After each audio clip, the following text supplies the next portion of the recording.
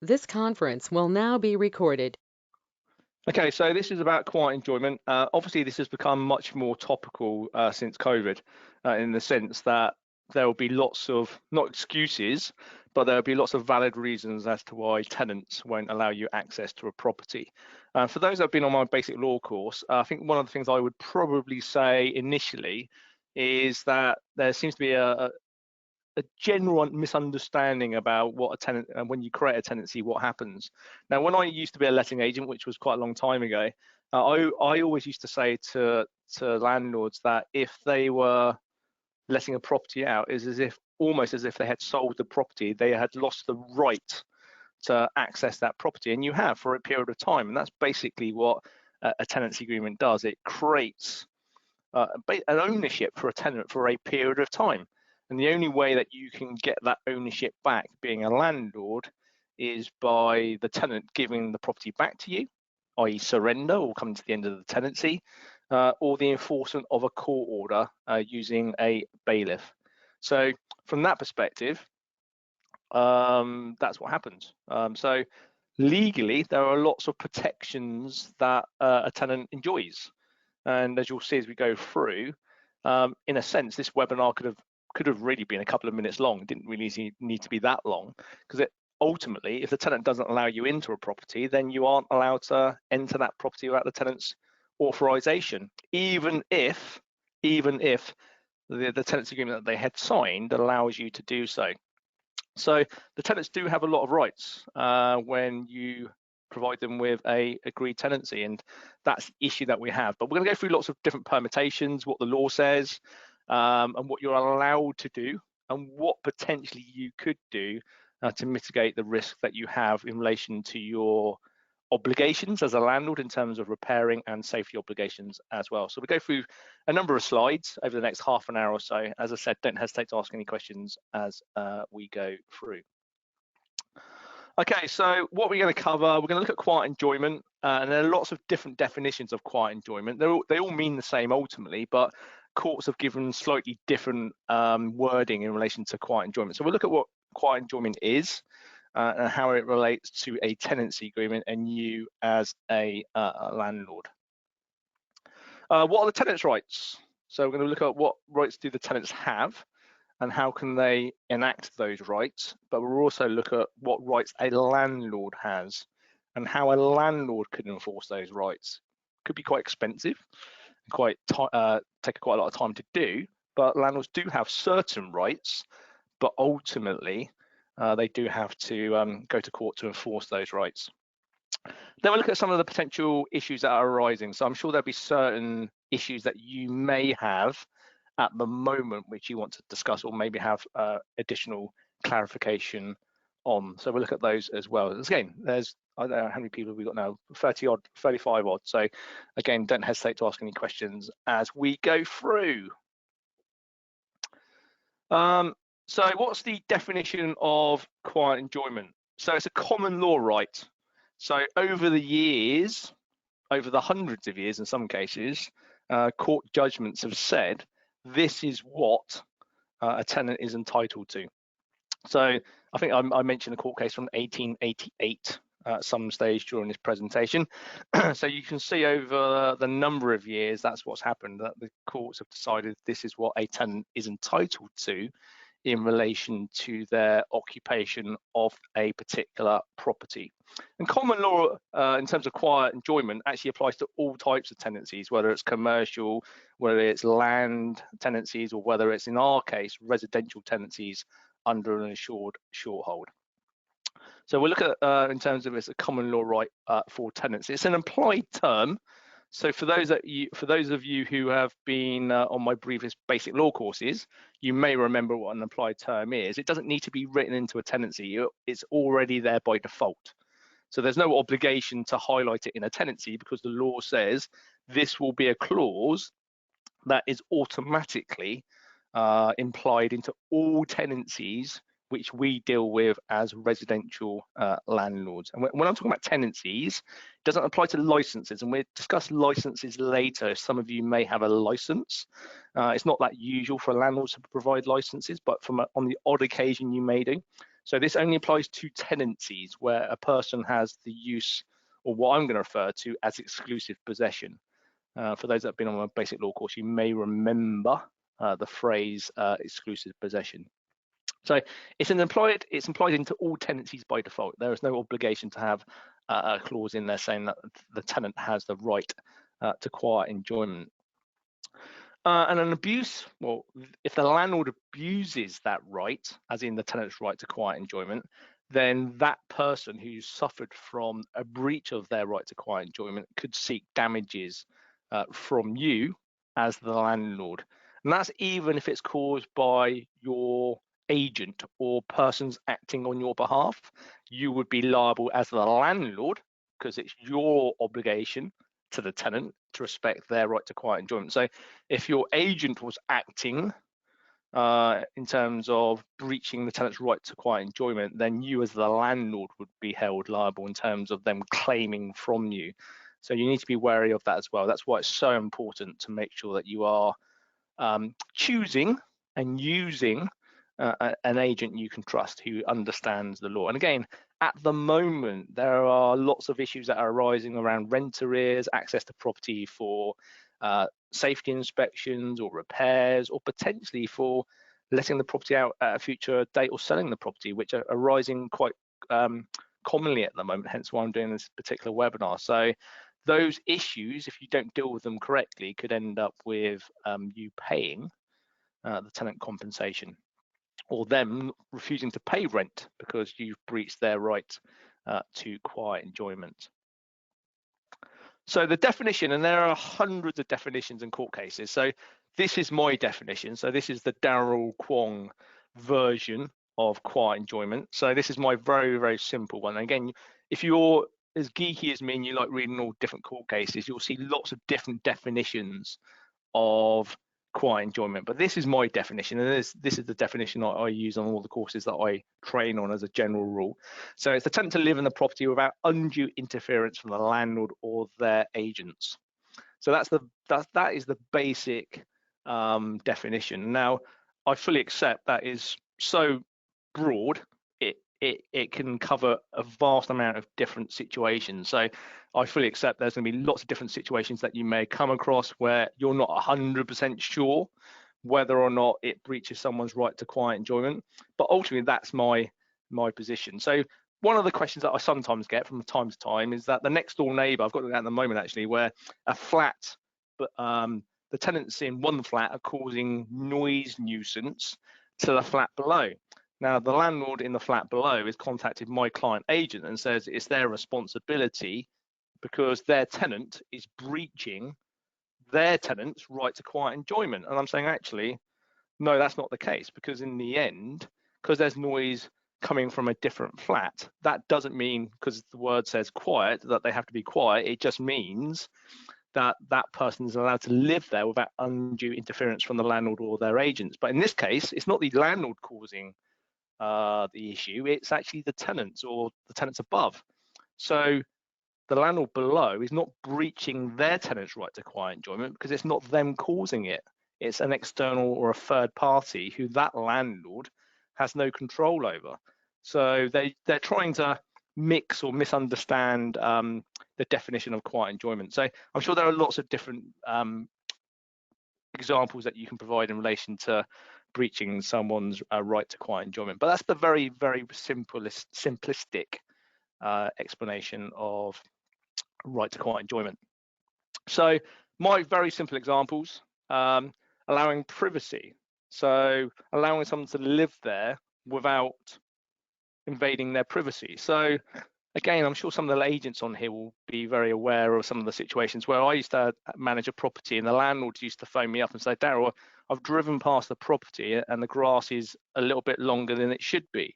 Now, for me, on the odd occasion, that's fine. But when you get into that happening maybe on a weekly or monthly basis, that the landlord's phoning you up saying, actually, they've not put the bins out today and the bins are due today, or they've not put the bins in the right place outside the front of the property, that's where you are starting to breach their right to quiet enjoyment, because, again, you should allow them privacy.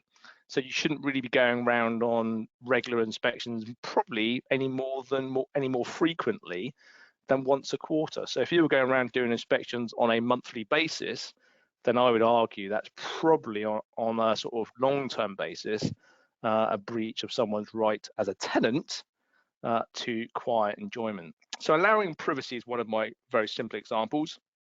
Giving notice of access, and we'll discuss that in a lot more detail over the following slides, or the next few slides. So again, giving notice of access to the property for inspections, for repairs, whatever it's going to be, is an important part of respecting someone's right to quiet enjoyment. So again, that's really, really important. You can't go to the property without the tenant's permission to do so. And as you'll see later, if you do that without the tenant's permission, you go into the property without the tenant's authorization, or you go into the property even though the tenant has refused you access, then you could start leaving yourself wide open to a claim of trespass, which, as you'll see later, is a criminal offence and could land you with a criminal prosecution in terms of a fine, and worst case scenario, probably illegal eviction, is where you could end up in prison for a period of up to 6 months. So giving people notice of access to the property is another important part of respecting a tenant's right to quiet enjoyment. Equally as important is conducting repairs promptly and efficiently. So again, the longer you leave completing a repair, or if you temporarily do the repair because you can't afford to undertake the long-term repair in that sense, maybe a boiler that you're just temporarily trying to get done, then you could end up with a claim that you've breached the tenant's right to quiet enjoyment, because in the end you should have gone back once to do the repair job, but you've ended up going back 4 or 5 times because you couldn't afford to conduct that repair. So that could lead to a tenant arguing that you have breached their right to quiet enjoyment because you should have only gone around the once rather than 4 or 5 times. So they're very, very simple examples of your obligations as a landlord in relation to respecting a tenant's right to quiet enjoyment. And the reasons why, or in terms of the law, is that it comes from the Protection from Eviction Act 1977, which talks about harassment really, but it's a criminal offence of harassment. If you are breaching the tenant's right to quiet enjoyment, it could be deemed to be harassment. So if you were going around regularly to do inspections and you had no valid reason to do so, they could argue, worst case scenario, I fully accept that, but that's what people will try to do when you're trying to evict them or you're trying to get rent arrears out of them. These are the lengths that they will go to say that you were not acting in a way which respected their right to quiet enjoyment. So worst case, it could be deemed to be a criminal offence because you are interfering with their peace and enjoyment as a tenant, which is another variation in terms of the definition of quiet enjoyment. So worst case scenario, and I fully accept this is worst case scenario, probably where you're evicting a tenant without a court order, or you're harassing them regarding rent arrears, or potentially you are going around there, as I said, in terms of trying to maybe sell the property and trying to harass them in that sense. So all those things you need to take into account could, and I fully accept could, be construed as breaching the Protection from Eviction Act 1977, which is the worst case scenario. But these are the things that defence solicitors, shelter, tenants will utilise against you in relation to, this is a bad landlord. Look how bad this landlord is. This is what they've been doing to try and get me out of a particular property or chase rent arrears or whatever it's going to be. So worst case scenario, it's a fine. It's imprisonment of up to 6 months, or worst case scenario, you could be fined and you could be imprisoned, which obviously is not great. So just be aware of that. Protection of eviction is something which could arise from you breaching the tenant's right to quiet enjoyment. Another issue which lots of agents will say to me, lots of landlords in particular, and I've had one recently, well, in the contract, it says I can access the property with 24 hours notice. It does. I fully accept, my agreement included. the majority of your agreements, and you need to check most of your agreements, but I would say the majority of the agreements that I've ever seen will say that with 24 hours notice, a tenant, a landlord, or their agents can access the property at a reasonable time of day. I've got no problem about that. And so long as you follow that clause and you give them notice that you are attending and you have evidence to prove that's what you've done. Because again, if it's ever questioned, you need to prove that you've done it. So if you can't prove that you've sent a notice, you may struggle to justify why you've entered a property. So if a judge asks or the local council asks, okay, can you prove that you sent this person notice? You've got to have that evidence, because then again, that's going to protect you as a landlord. So one of the things I always get is about contracts. Well, it's in the contract that I can enter, so I can enter. Fine, so long as the tenant agrees. If they disagree, even though it says it in the contract, your only way of entering the property is by enforcing it via the courts. So I'm going to talk about that in a bit more detail later on, but that's really important to remember as well. Because your contract says you can do something, it doesn't mean ultimately you can do it if the tenant disagrees. So if the tenant said you're not coming around full stop, you should not go around, irrespective of the contract saying otherwise. And your only way of enforcing that clause, as I said, is going via court, which can be quite a costly and expensive way. So you probably don't want to go down that route, because it's not something that you would probably find enjoyable for both yourself or your pocket. Statute requires the tenant to allow you access. But again, if the tenant doesn't comply with what statute allows, you've got to go back to court and get a judge to force the tenant to comply with what either the contract says or what statute says. So the two bits of legislation which apply in relation to access are both regarding repairs. So you've got the Housing Act 1988, section 16, which basically says with reasonable notice, the landlord is allowed to access the property to undertake repairs.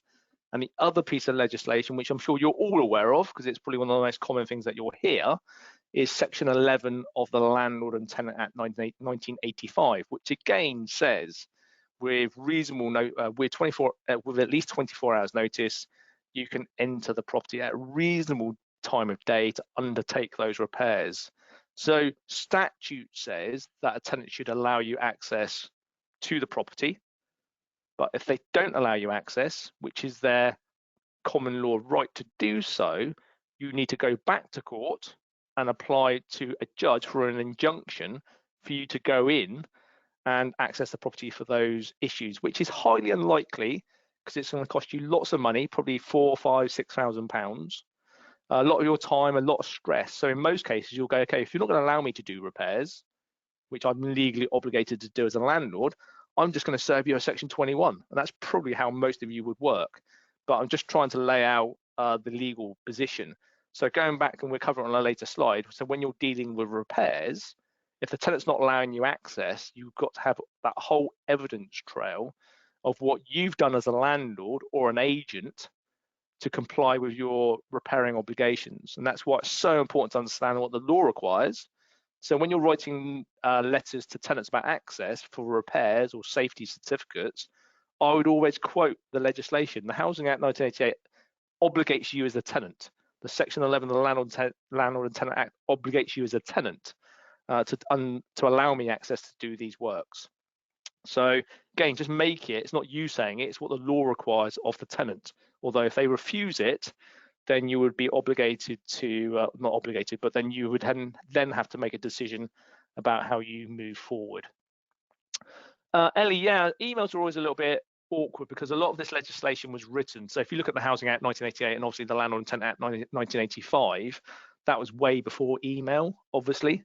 So I really couldn't give you an answer. All I would probably say from a very strict legal position is that I always like the old-fashioned methods: first-class post with proof of posting, or hand delivery with a witness statement. They are the two bomb-proof methods of proving that you've served notice to a tenant.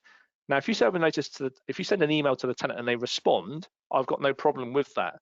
But if you send an email to the tenant and they don't respond, then I would be less likely to say that's a valid defence in relation to you accessing a property. So if they don't, because it could go into their junk mail, their email may have changed. So there are lots of reasons as to why I don't generally use email as a bona fide method.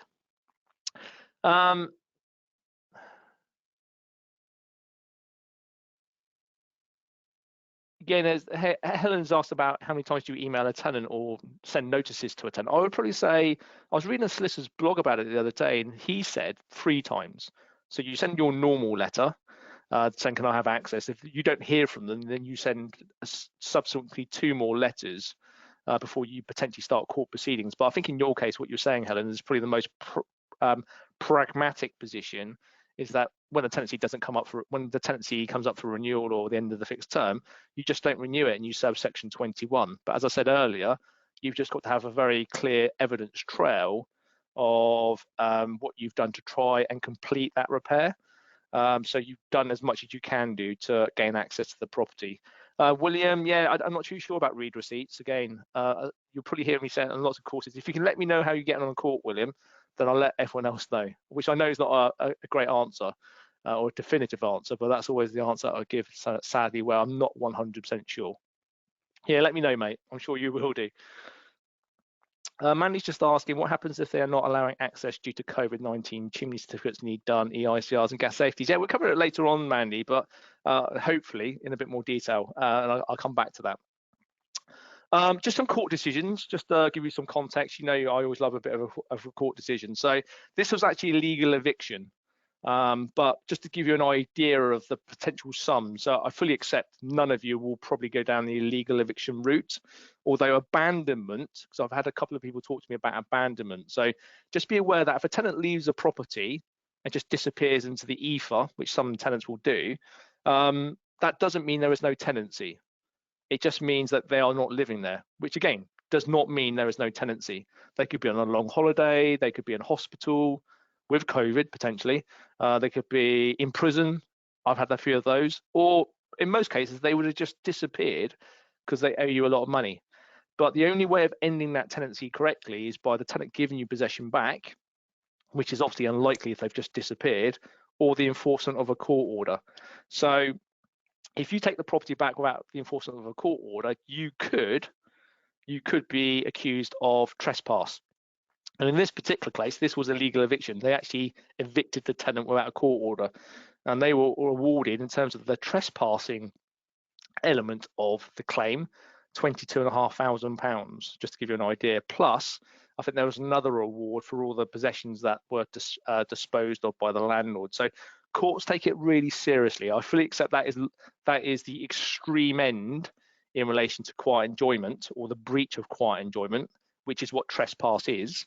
But ultimately, the financial compensation claims can be quite severe. And you can easily see it in terms of accessing the property to do a gas safety without the tenant's permission, or whatever it's going to be. So just be wary of that. And to just show you how old, in terms of the law or the common law position is, we've been talking about quiet enjoyment for hundreds of years. So the most recent, not the most recent, but one of the older cases I can find is from 1884, where a landlord rented out some land to a tenant, but the drain which went across the tenanted land broke and flooded the land that the tenants were leasing from the landlord, and they were found to be breaching that tenant's right to quiet enjoyment. So that's where it all comes from. A lot of the quiet enjoyment court cases are hundreds of years old. So if you're as sad as me, you're more than welcome to search on the internet for them. There are lots of them about. There are lots of different definitions on how courts and judges decide upon quiet enjoyment. So it's quite a complicated area of housing law, but ultimately courts do take it upon themselves to sanction landlords in relation to non-compliance with quiet enjoyment. I'll read your messages later, William, if that's okay. Again, what does quiet enjoyment do? It's basically, it's been brought in, or it's protecting tenants from rogue landlords. And I fully accept the majority of the people that attend these courses aren't going to be rogue landlords. They are the landlords and letting agents who want to do the best for their tenants. But that's the reason why quiet enjoyment came in. It was to protect protect tenants from those bad landlords, the rackmans and all those types of people who were evicting tenants without following the correct routes.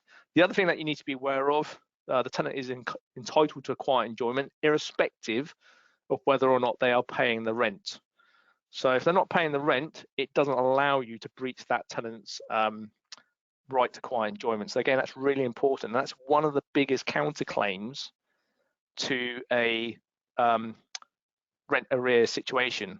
The reason why I don't owe £2,000, Your Honour, is because my landlord has been breaching my right to quiet enjoyment. So again, that's really, really important to understand that your actions as a landlord or as an agent could justify as to why someone doesn't have to pay you rent. So if you're really harassing them about getting a gas safety record done because that's what you're legally obligated to do as a landlord or an agent, then you've got to be mindful that continually contacting them about it is going to leave yourself wide open to a claim of harassment, potentially. There's a lot of depend on what a judge says or says to you as the or decides in a particular case, but just need to be mindful of that, especially during these times or these uncertain times as well. So if a tenant's refusing you access, the only way you can gain access is by the courts allowing you to do so. And there are certain situations which I'm sure some of you may be familiar with. So if a bailiff wants to enter, they must have a court order to do so. The same with the police; they must have a warrant to gain access to your. They can't just come into your property unless you invite them in. And the same with the local authority. So if any of those organisations need to gain access, they need to have a court order to do so. I've had a couple of times where someone's not paid their electric or gas. The utility companies can't just come in and change the meter. They have to apply they have to apply to the courts for the courts to allow or to give you a court order for you to do so. So again, it's the tenant's right to quiet enjoyment. The only person that, or the only way that's going to happen if the tenant doesn't allow you to do so is by going to court. So again, very similar to what I was just saying, enforcing your rights as a landlord. If you've agreed with a tenant that you can go around in the last month of the tenancy and show tenants round, or prospective tenants or prospective purchasers of the property, that's fine. If the tenant allows you to go in, that's not a problem at all. You're not breaching their right to quiet enjoyment because they've allowed you to do so. But if they're not allowing you to do so, even though those clauses were in the original agreement, then you've got to go to court to force your right to that particular, or enforce your right to that particular tenancy clause. So again, it's all about the tenant's right to quiet enjoyment, even if they've agreed in the original tenancy that you can gain access. If they subsequently change their mind, you do not have that right to enter the property unless the court allows you to do so. Very similar to rent. If a tenant says they're going to pay you £1,000 worth of rent each month, if they stop paying you, you can't go around there and drag them out of the house with a baseball bat and ask them to take them to the local cash machine. You would have to go to court, and that you would have to enforce your right as a landlord to the rent by the legal means. So again, I'm sure there are lots of different examples as to why you would agree access. So inspections are going to be common, repairs, most definitely common, improvements. So in my agreement, it says we can access, or the landlord can access the property for improvements. That's potentially some of the reasons as to why you might allow access as a tenant. Gas safety records, EICRs, again, really important. Chimney sweeping, which I think someone mentioned earlier. Again, you've agreed access, or any good tenancy agreement would agree access to the property for those particular reasons. My agreement says that where either party have given notice, they allow someone, or they allow the landlord or the agent to show people around in the last 2 or 1 month of the tenancy. So that's in my tenancy as well. And in emergencies, you can gain access to the property in emergencies, which we'll cover in a bit more detail very shortly. So they're the reasons in my agreement. And again, I'm sure that will be very similar to the agreements that you may use if you're not using my version of the tenancy, in relation as to why people can gain access to the property. But they are really important clauses to have in your agreement. So they're the 4 areas that I cover in relation to my tenancy agreement. And again, I would just encourage you as landlords and letting agents to make sure that those clauses are in your tenancy to protect yourself. So you can say to the tenant, look, you've agreed it, and here is the particular clause in my tenancy which allows me to gain access to undertake X, Y, or Z. In terms of viewings, because that's been quite a common question recently, again, if the tenants agreed that you can do viewings in the last 1 or 2 months of the tenancy, where they've served notice or you served notice, then contractually they've agreed that. Now, if they subsequently refuse access to the property because for a genuine reason or for any reason at all, in a sense, then you could, as a landlord, claim for loss. Now, I'm not saying it's going to be easy, and I've not seen any go through court. I'll be interested to see if anyone's done it via deposit deductions. But if the tenant refused you to show people around in the last month or two of the tenancy, you could claim for a void period. You could claim that you're unable to sell it for a period of time. Maybe you missed the time of year when it's best to sell a particular property. So long as you could show loss because of their inability to comply with that particular contract clause, then you could potentially claim that cost from them, either from the deposit, or you could subsequently take them to court and say, look, because you didn't comply with our agreed tenancy clause, we've lost X, Y, and Z. Now, highly unlikely that a judge would probably find in your favour, I would argue, but you're not going to know until you go to court, or maybe try a deposit deduction. I don't know if anyone's on this particular course has ever tried to deduct from the deposit because the tenant's not agreed to show people around in the last month or two of the tenancy, and therefore there's been a subsequent void period. But from a contractual perspective, you could, so long as you could show that loss, claim that from the deposit or through a court case if necessary. I had the other one, the reason I put mortgage costs on there is because I had a helpline question the other day where the tenants wouldn't show a surveyor around the property. They were claiming about COVID, and the landlord was getting a little bit nervous because apparently if the property wasn't going to be surveyed or if the surveyor couldn't get in, then the mortgage costs were going to increase substantially after the end of that agreed mortgage term. So they were asking, can we go into the property because there's a clause saying that we can do in the tenancy? And I'm saying, well, no, you can't. If the tenant's refusing to let you in, whether that is justifiable or not, then you can't go in. Now, could you claim that additional cost that you've incurred as a landlord because of the increased mortgage costs, because of the tenant's refusal to let you in to do the valuation, is a moot point? I don't know. But again, you could potentially claim it so long as you could show a loss, which is obviously the hardest part on that particular scenario. So viewings are one which I know pops up quite commonly in relation to quiet enjoyment.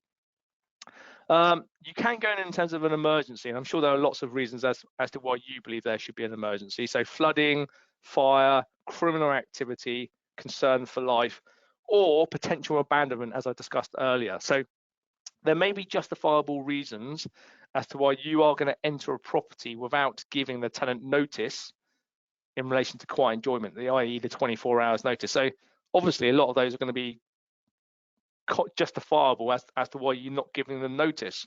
But as I always say, really important to have that evidence trail, evidence of what you've done as the landlord or agent to prove that A, it was an emergency, and B, for me, in those particular types of situations, I would always take a witness with you to say, okay, I've done X, Y, and Z, and these are the reasons why I've done it, and here is another person who can evidence why I've done that particular action. And for me, that's really important in relation to protecting yourself from any claim of breaching their right to quiet enjoyment. So I fully accept that's probably to the extreme, but again, just a really important part of what you're doing in relation to protecting yourself as a landlord or agent. So I've swig of water. So just go in the chat box. Can you undertake viewings in a student property within 6 months before end of tenancy if it's open-ended in the contract? When you say open-ended, so you've just said that you can undertake viewings at any time. I assume that's probably what you've got in your agreement. I would probably say that's bordering on a breach of the tenant's right to quiet enjoyment. So that's why lots of agreements will probably just restrict it to the last month or two of a tenancy, but I fully accept student that's a slightly different. So I don't think you can have it open-ended. I think you would have to say it's a particular point in the year. So maybe November, or maybe October or November.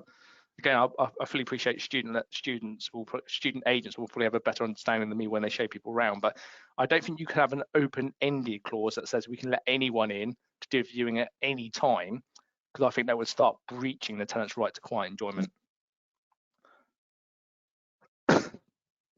Oh, sorry, Angus. Yeah, potential. Does it not pop up on the screen? And apologies, it appears on my screen. So, yeah, it says potential abandonment. So, apologies. Again, my slide, evidence, which I know a dealer keeps saying. So, vitally important, really, just about making sure.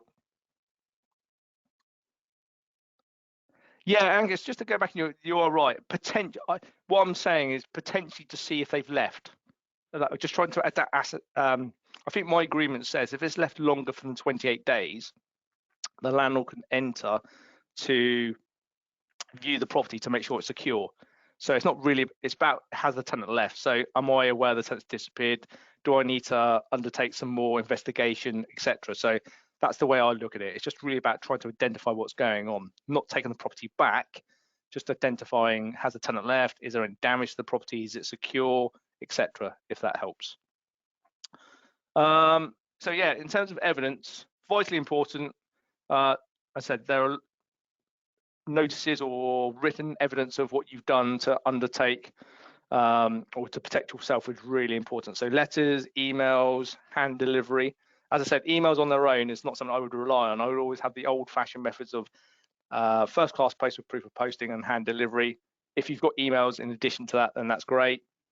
Witness statements are really important as well in relation to having independent or impartial people saying this is what you've done for a particular reason. And again, contact the local authority, and I think we'll sort of expand on that a little bit when we talk about disrepair in relation to what a landlord, in terms of what the landlord's responsibility is in relation to situations where you're not able to do certain items. Just to go on in terms of benefits, so there's a couple of slides just really about who's benefiting from access or not accessing the property. So courts might look at it slightly different if there's a different benefit to a particular person. So, for example, the judge might go, actually, I'm not going to allow you access to the property, or I don't think that clause is relevant in terms of me relevant to you as a landlord because it's benefiting you rather than the tenant. So improving the property potentially would be more for the landlord's benefit than the tenant's. Valuation for mortgage, again, there's no real value to the tenant for someone to come around and value the property for mortgage purposes. So you're less likely to get a judge siding with you in relation to access to a property if it benefits you as the landlord more than the tenant. Viewings for sell or let, again, that doesn't really benefit the tenant. So they're not going to, I think the judges or the courts will be less likely to allow you access to the property or side with you if you were trying to enforce a particular clause. And again, that probably applies to inspections as well, because inspections are for your benefit as a landlord rather than the tenant. If you were trying to get access to a property for the tenant's benefit, then the judge or the courts would be probably much more sympathetic to you as the landlord. So, for example, safety certificates. The judge will go, yeah, I'm going to allow you access to the property because it's actually for the tenant's benefit. Trying to keep them alive would be probably the most common reason as to why they would probably allow you to do so. Again, with repairs, it's very unlikely tenants will refuse you access for repairs, especially if they've obviously reported it in the first place, but that's potentially where we are as well. Again, viewings for tenancy surrender. So the tenant, again, you might have this at the moment where a tenant's come to you and said, actually, at the moment, I need to move on because my job's changed or whatever it's going to be. Then again, allowing you access for those particular reasons is for the benefit of the tenant. So the tenant should be much more cooperating or cooperative in that sense, and a judge would be much more sympathetic to a landlord who was trying to access a property for those reasons. HMOs, because I know some of you deal with HMOs, so just very quickly through HMOs because I'm mindful of time. If you're doing a room let, I don't know if anyone does room lets, but if you're doing room let tenancy, so if you rent out room 1, room 2, room 3, then there is a tenancy for the room. So the room has the right to quiet enjoyment. However, there is a license for the common areas. So as a landlord, if you were renting out room by room, you would still need to give notice to go to the room, or as in 24 hours notice if you wanted to access the room, but you would not be obligated to give notice to go into the common areas. Although, as always, it's good practice to do so, especially with COVID, etc. So if you wanted to go into the kitchen area, the bathroom, the lounge, the garden itself, you have the right to do so, because the tenant does not, or the person who's renting a room is not the tenant for the purposes of the common areas. So that only applies to room by room lets in that sense. So for those that do room lets very quickly, you still need to give notice to enter the rooms, but you don't have to give notice to go into the common areas. COVID-19, I won't spend too much time on this, because again, I've gone through this loads and loads of times on different webinars, but again, at the moment, it's hard to sort of judge exactly what judges will say at the moment about gaining access. But I would probably say, unless any of the clauses benefit the tenant, so repairs, safety certification, etc., I'd be very, very surprised if a judge says, yeah, I'm going to let you go into the property to show people around, or I'm going to force the tenant to comply with the clause which says they can show people around, or they must show people around in the last 1 or 2 months of a tenancy. It's highly likely, if you can read that last particular point on the slide, that judges will probably find in favour of the tenant, where they are complaining about you trying to access property to show people around, to do improvements to the property, to show a surveyor around for valuation perspectives, whatever it's going to be. I think you're going to find it at the moment, especially with COVID, that judges will be much more sympathetic to the tenant about people accessing properties during this particular pandemic. In terms of what you're obligated, or what the potential options that you've got as a landlord or an agent in relation to accessing property, I mean, probably the most simplistic way of doing it, I think someone mentioned it earlier, was about serving notice to evict a tenant. So you would serve a Section 8 or a Section 21, and you would just evict a tenant in that way. That's probably the most common way of doing it. You could go for an injunction, which is the tenant's breached the terms of the tenancy. I am now going to go to court and get the judge to enforce or provide an injunction for the tenant to allow me access, which is highly unlikely you're going to go that route, because it's going to be very costly, etc. So you will probably just serve a Section 21 and just get possession of the property back. That's probably going to be the most common way of you doing it. In terms of repairs, I think someone mentioned earlier, if you've gone through the process of trying to access a property to do a gas safety record or an EICR, and the tenant's continuously refused, then you can't go in. So as long as you've got that evidence trail about your attempts, and I would probably go back once a month. So if they're not allowing you to do a gas safety record, then once a month, just put something in your diary to go back and check to see if the tenant's going to allow you access to the property. That would be my advice in relation to what is your due diligence defence if a tenant wasn't allowing you to do a gas safety record. So that's what I would do as the landlord. Is there a question there? Was that someone unmuted themselves? I mean, I might just need to mute you all again. Apologies. So that's what I would do. I would probably go back once a month to just review or get permission of the tenant to conduct a gas safety. If they continually refuse, that's your due diligence defence. My other way of protecting myself as a landlord, in addition, would be to contact the local council and say, by the way, I'm not able to get a gas safety done at the High Street, so therefore, please be aware I'm not able to do one.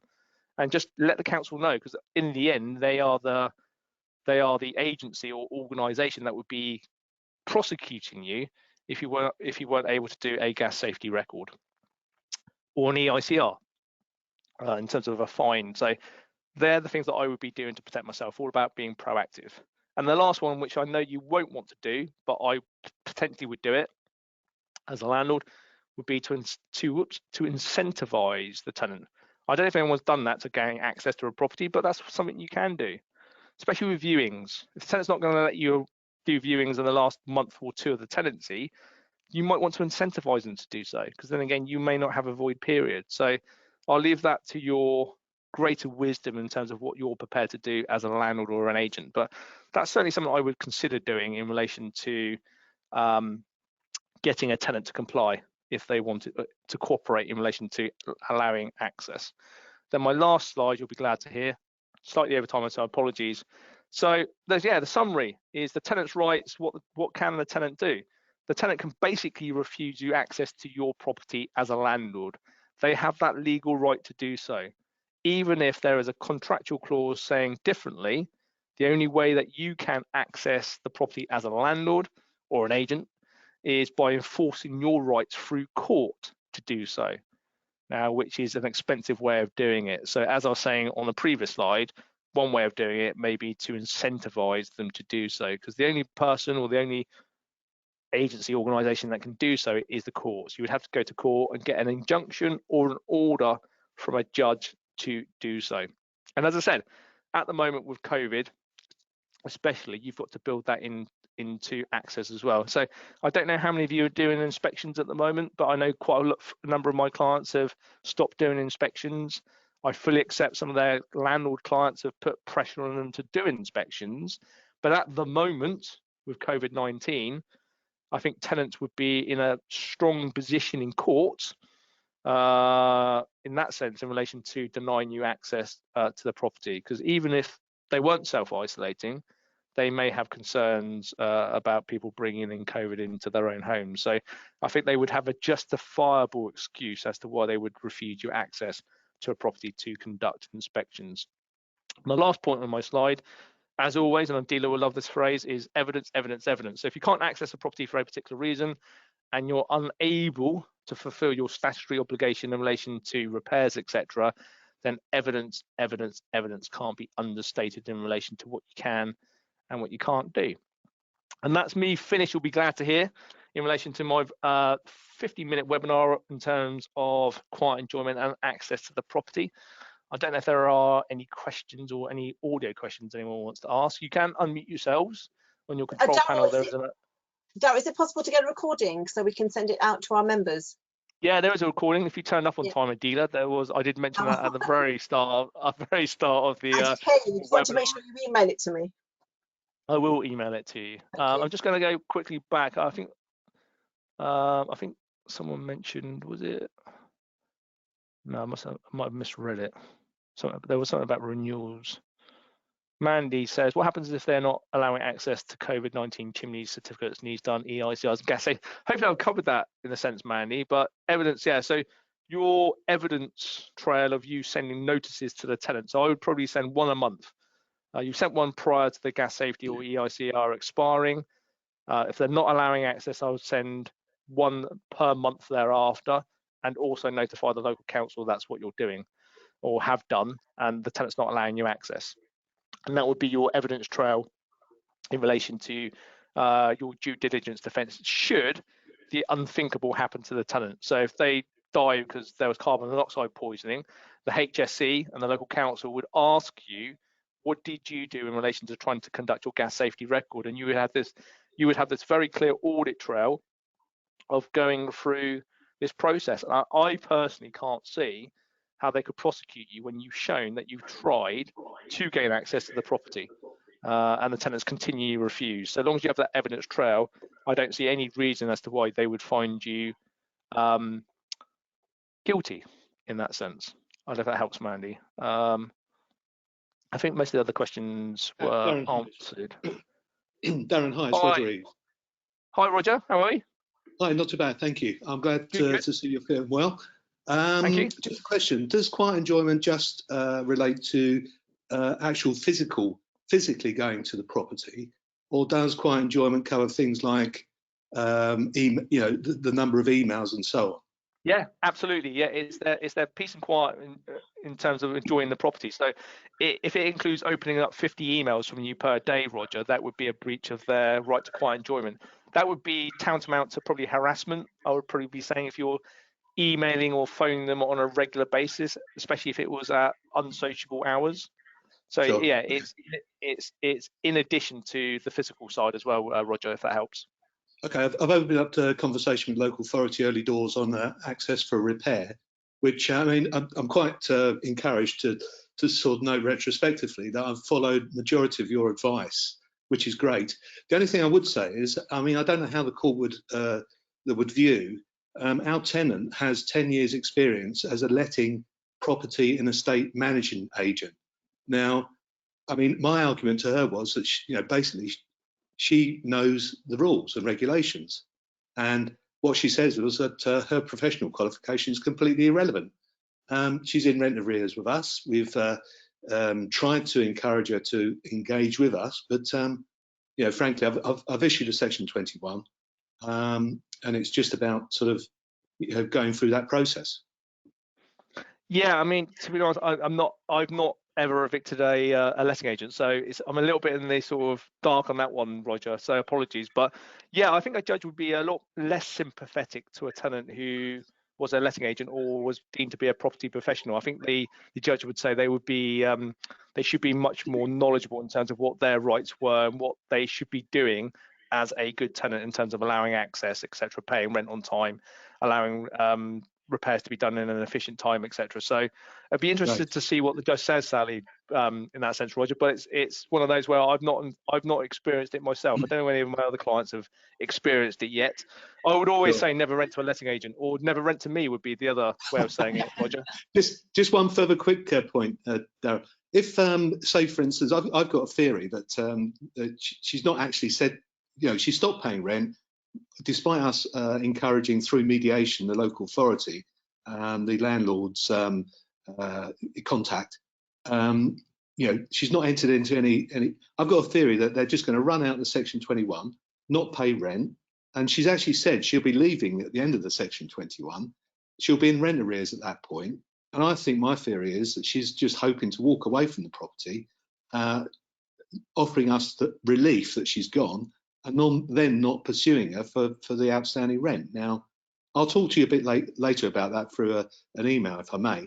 But I'm just wondering, are other people experiencing that they had the right for a 6 months notice period, issued it on a Section 21 basis, run out the Section 21, leave the property at the end of it, owing 6 months worth of rent arrears, and then it's for you to try and pursue them to recover your rent.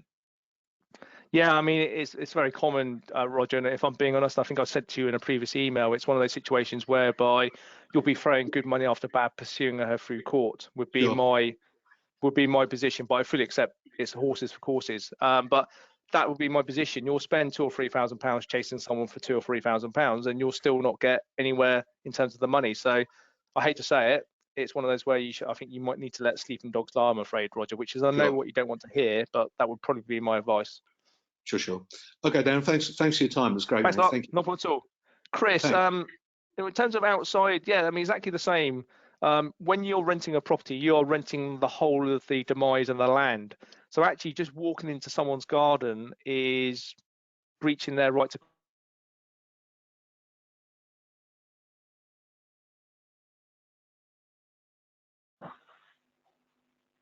quiet enjoyment unless you have their permission. So any outside work, if you're talking about roofing or maybe cladding or enjoyment, Chris, if that was the question, I think that was the question. But yeah, the same applies whether it's internal or external. You would have to get their permission to do the work. So as I said, even walking into their garden without permission would be a breach of quiet enjoyment if you were doing it on a continuing basis, I would argue. So sadly. I'm not too sure who's got zero morals, Sarah. I assume it's the tenant rather than me. But yeah, I know what you mean. So sadly, that's where we are. So the tenants are in a strong position at the moment in relation to you chasing through court because of the backlog in court, etc., etc. Penny, I'll ring you later, or we'll have a discussion later about some of the issues that have arisen from the webinar. But I think that's pretty much me covered in terms of the questions, etc. Adela or Giles, I don't think you need to add anything else. Or is there any other questions? I will let you get back to work or whatever you're doing this afternoon, watching Netflix maybe, or watching Home and Away, Sarah. I think you were watching Home and Away earlier, apparently. No, that was great. Any questions? Thank you, Darryl. Not from this as always. Okay, brilliant. As I said, if you've got any other webinars, any other subjects that you want covered, then I'm more than happy to cover them. So if you could give me some subjects that you want covered over the next 3 to 4 months, I'm more than happy to do webinars on them, because I fully appreciate there's a lot that's going on at the moment. So if you have any additional subjects that you want covered, send me an email and I'm more than happy to cover them as we go across the next 3 to 4 months. And yeah, absolutely. Good luck to Spurs tomorrow against Liverpool as well. Cheers, James. Yeah. Yes, Carol. Thanks a lot. Thanks a We'll lot. speak Cheers. later. Bye. Bye. Bye. On that note, thanks, Dale. Is that Tom? Is that James? It's Ryan. Ryan. Sorry, Ryan. How are you, sir? Yes. Yeah, good, mate. Good. I I misread your email and I thought it started at 2:15. So that was a real bad faux pas. So yeah, I'll distribute the recording. Is it easy to find? Is it now?